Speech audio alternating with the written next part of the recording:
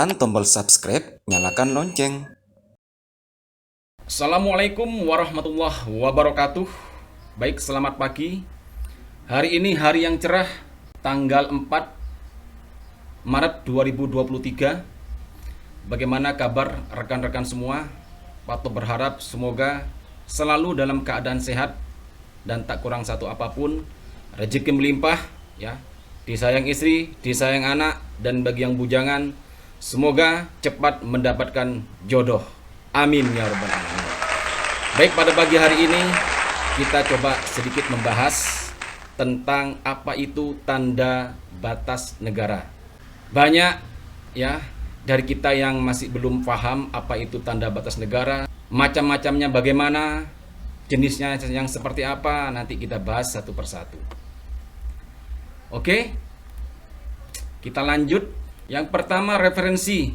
Kita menggunakan juklak tentang bantuan topografi pada pengamanan perbatasan. Yang kedua, kita gunakan ringkasan informasi wilayah perbatasan NKRI ya, edisi yang keempat tahun 2017 Mabes TNI. Kemudian landasan hukum yang kita gunakan dalam penentuan batas darat RI RDTL yang pertama adalah Colonial Boundary Treaty between the Netherlands and Portugal tertanggal 20 April 1859. Yang kedua, Konvensi between the Netherlands and Portugal relative to commerce, navigation, boundary and mutual right of preemption in the Timor and Solor Archipelago 10 Juni 1893. Angel menrek bahasane iki. Kemudian Portugis Dutch Declaration tanggal 1 Juli 1893. Kemudian ada yang namanya Convention between the Netherlands and Portugal for the settlement of the Timor boundary tertanggal 1 Oktober 1904. Belum lahir ini.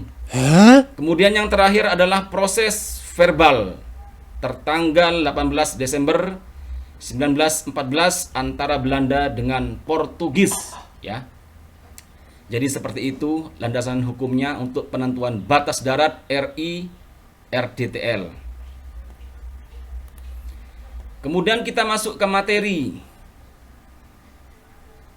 Apa itu yang dinamakan tentang perbatasan darat RI RDTL?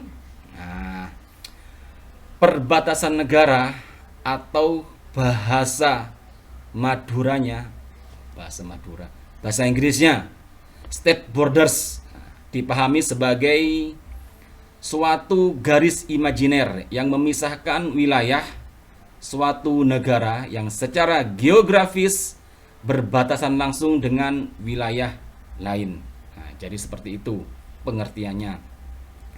Dan sebagai pembatas wilayah administrasi pemerintahan antar daerah yang merupakan rangkaian titik-titik koordinat berupa tanda-tanda alam seperti igir atau punggung gunung atau pegunungan ya. Bahasa kerennya tuh watershed, median sungai dan atau unsur buatan di lapangan yang kemudian dituangkan dalam bentuk peta. Seperti itu.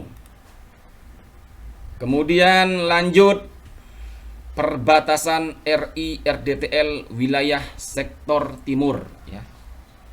Di mana sekarang ini kita sedang melaksanakan penugasan di sektor tersebut yaitu RI RDTL sektor timur. Jadi RDTL dengan RI itu ada dua bagian wilayah. Yang pertama sektor barat, yang kedua sektor timur. Ya, kita bahas perbatasan darat yang di wilayah sektor timur. Sektor timur RI RDTL ya, khususnya negara Indonesia itu terbagi menjadi dua wilayah kabupaten. Yang pertama itu Kabupaten Belu ya, di bagian utara. Yang di bagian selatan adalah Kabupaten Malaka. Jadi terbagi dari dua kabupaten wilayah Indonesia yang berbatasan langsung dengan negara Timur Leste. Kemudian jarak antara dari ujung ke ujung, ya, maksudnya dari batas paling utara Republik Indonesia dari Mota Ain, PLBN Mota Ain, sampai dengan batas paling selatan PLBN Mota Masin, itu kurang lebih jaraknya 149,1 km, ya, hampir mendekati 150 kilo. Kemudian sepanjang batas negara dari Mota Ain sampai ke Mota Masin itu tergelar 702 buah tanda batas negara. 702 buah tanda batas negara, di mana terbagi dari beberapa bagian. Yang pertama itu ada yang namanya PBN, ya, ada yang namanya BSP, dan yang terakhir CBD RF. Nanti kita kupas satu persatu apa itu yang namanya PBN, CBD-RF, dan BSP. PBN itu sendiri berjumlah 417 buah. BSP-nya ada 255 buah. Dan yang terakhir CBD-RF ada 30 buah. Seperti itu. Lanjut, tanda batas negara RI RDTL, kita masuk ke PBN. Pak Top, apa yang dinamakan PBN itu? Barang jenis apa itu? Nah, kita kupas satu persatu. Pilar batas negara atau yang disingkat dan lebih dikenal dengan nama PBN, ya. Jadi PBN itu singkatan dari pilar batas negara. Pilar batas negara itu sendiri terbagi menjadi dua bagian, ya. Ada yang bertipe border monument dan ada yang tipe auxiliary. Kita kupas satu persatu. PBN dengan jenis border monument ini biasanya dipasang di sepanjang batas non sungai. Artinya biasanya terpasang di ketinggian, ya. Kedudukannya di ketinggian, tidak terpasang di bibir sungai. Seperti itu. Jarak antara pilar batas negara dengan jenis tipe border monument ini kurang lebih antar patok jaraknya 500 meter. Kemudian jenis PBN yang kedua ada yang namanya tipe auxiliary border. Nah, ini pilar ini adalah pilar batas perapatan. Jadi antara PBN jenis border monument yang satu dengan yang lain itu terdapat pilar PBN auxiliary border. Jadi yang merapatkan antara PBN jenis border monument yang satu dengan berikutnya itu ada pilar lagi yang merapatkan. Itu namanya pilar auxiliary border. Nah, pilar ini dipasang biasanya tergelar di sepanjang batas sungai yang posisinya berada di pinggiran sungai. Seperti itu. Nah, jaraknya antara tipe auxiliary ke tipe auxiliary yang lain itu 200 meter, ya. Kurang lebih jaraknya seperti itu. Kemudian ada yang namanya border sign post yang disingkat dengan BSP. Ini adalah merupakan papan penanda batas, ya, yang terpasang kurang lebih antara 25 sampai dengan 50 meter sebelum garis batas negara yang digunakan untuk sebagai pemberitahuan atau peringatan, ya, bahwa akan memasuki wilayah batas negara. Jadi bentuknya itu seperti plang yang fungsinya sebagai penanda bahwa kita sebentar lagi akan memasuki wilayah garis batas negara. Jadi seperti itu. Nah, yang perlu diingat, BSP ini bukanlah merupakan pilar batas negara, akan tetapi sebagai tanda peringatan saja, ya, yang dipasang oleh kedua negara. Seperti itu.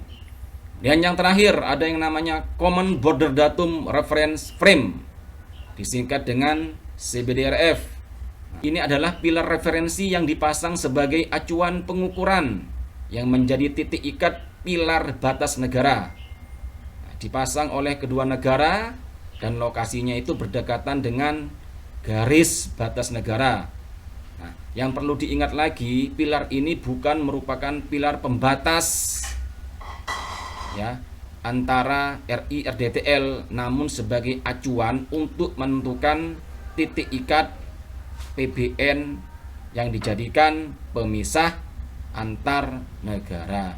Jadi intinya pilar utama yang dijadikan pembatas kedua negara adalah PBN yang tadi saya sebutkan. Sedangkan BSP dan CBDRF ini bisa dikatakan sebagai pelengkapnya. Seperti itu. Lanjut, perlakuan pada PBN, BSP, dan CBDRF. Nah, ini dikhususkan bagi personil Satgas Pamtas, terutama yang berada di pos-pos perbatasan. Bagaimana perlakuan pada saat kita melaksanakan patroli patok, ya, jika menemukan PBN, BSP, dan CBDRF masih sesuai dengan posisi koordinatnya. Nah, jadi pada saat melaksanakan patroli patok, kita akan mengecek, ya, jumlah, kondisinya, tentunya tetap menggunakan GPS untuk memastikan kedudukan patok-patok tersebut bergeser ataukah tidak, ya. Jika kita menemukan ketiga tanda batas negara tersebut atau patok tersebut tidak bergeser, yang pertama langkahnya adalah kita ambil dokumentasinya, ya, dari kanan, dari kiri, bisa dari depan dan belakang, dan bagian atas permukaan patok, khususnya PBN dan CBDRF-nya. Ya, fungsinya untuk mengetahui kondisi patok tersebut, apakah dalam keadaan rusak, rusak ringan, rusak berat, ataupun hilang. Seperti itu. Yang kedua, kemudian kita ambil dan catat koordinat patok tersebut. Nah, fungsinya untuk memastikan, untuk menentukan apakah patok tersebut bergeser dari kedudukan semula atau tidak. Jadi kita tahu. Yang terakhir, catat dan laporkan kondisi nyata patok tersebut. Nah, seperti itu. Kemudian apabila dalam patroli patok kita menemukan BBN, BSP, dan CBDRF bergeser jauh dari tempat kedudukan aslinya, itu bagaimana patok? Gampang saja. Yang pertama adalah ambil dan catat koordinatnya serta sudut kompasnya. Jangan lupa kedudukan pergeseran patok tersebut. Kemudian ambil foto, dokumentasikan dari depan, dari belakang juga bisa, kanan, kiri, lebih lengkap, lebih baik. Yang kedua, catat berapa jarak pergeseran patok tersebut. Jangan lupa fotokan kondisi patoknya beserta kondisi lokasi di sekitarnya. Jadi untuk mengetahui posisi patok tersebut di lokasi mana. Nah, seperti itu tujuannya.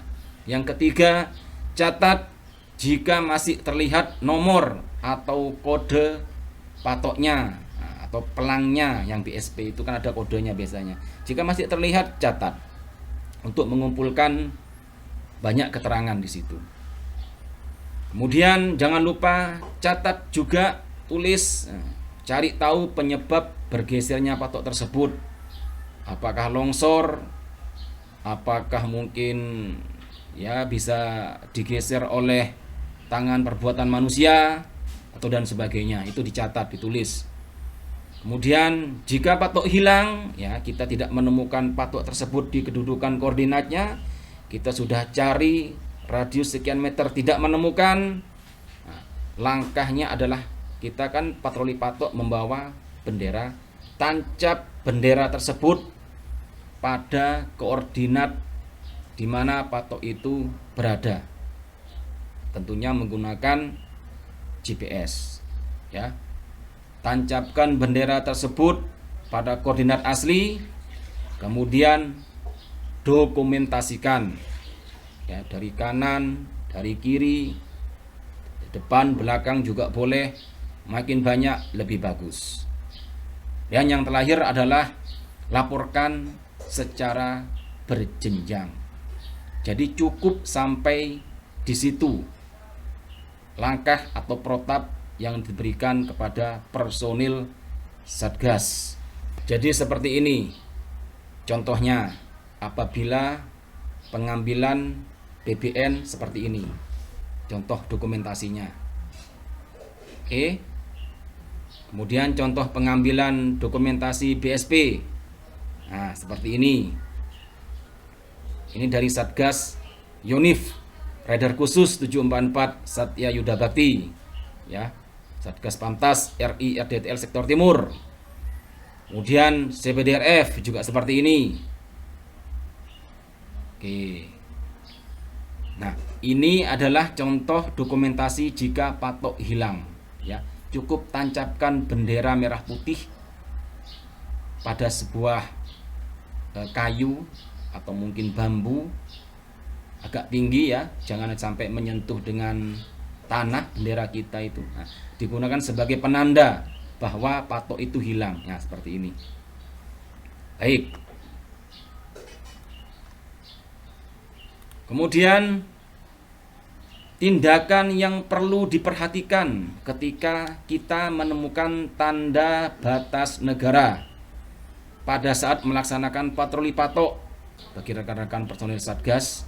Yang pertama, tidak boleh membongkar, tidak boleh merubah, tidak boleh memindah, membangun, mengembalikan pilar yang bergeser jauh dari kedudukan asli. Nah, ini khusus untuk PBN dan CBDRF. Jadi pada intinya jika kita menemukan pilar tersebut ya, CBDRF dan PBN ini bergeser, entah itu karena kondisi alam, longsor ya, terbawa arus gitu. Yang jelas bergeser dari kedudukan semula atau itu ulah tangan dari manusia.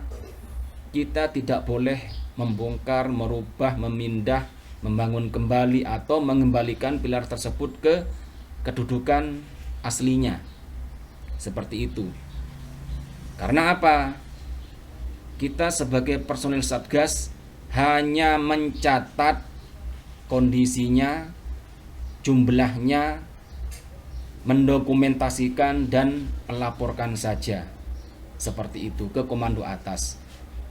Karena ada tim sendiri nanti yang akan menindaklanjuti. Seperti itu. Yang kedua, apabila yang bergeser adalah BSP ya, pelang yang tadi itu sebagai tanda peringatan bahwa kita akan memasuki wilayah batas negara. Nah, itu masih dibolehkan apabila dia bergeser karena mungkin terbawa arus, longsor dan sebagainya. Itu masih bisa kita ambil, kita pindahkan ke posisi awal di mana kedudukan BSP tersebut berada. Seperti itu. Jangan lupa didokumentasikan juga seperti tadi PBN dan CBDRF. Yang terakhir, jika memungkinkan lakukan koordinasi yang baik dengan pos keamanan negara sebelah apabila akan mengecek pilar yang bergeser jauh masuk ke wilayah negara sebelah atau Timur Leste. Ya, jika patoknya masih terlihat nih posisi letaknya bergeser jauh mungkin 25 meter atau mungkin 30 meter masuk ke wilayah negara sebelah Timur Leste dan di situ ada pos keamanan terdekat, kita koordinasi yang baik. Kita istilahnya permisi untuk mengambil dokumentasi bahwa patok kita ini bergeser seperti itu. Jadi ada koordinasi yang baik untuk mencegah terjadinya kesalahpahaman. Jadi seperti itu pembahasan kita pada pagi hari ini tentang tanda batas negara, ada yang namanya PBN, ada yang namanya PSP dan CBD RF. Itu saja, semoga bisa diambil manfaatnya bagi kita semua, terutama khususnya para personil Satgas Pamtas ya, yang menjaga perbatasan negara khususnya di wilayah sektor timur RI RDTL. Baik, itu saja, kurang lebihnya mohon dimaafkan. Tetap semangat menjaga batas negeri. Wassalamualaikum warahmatullahi wabarakatuh. Tetap semangat.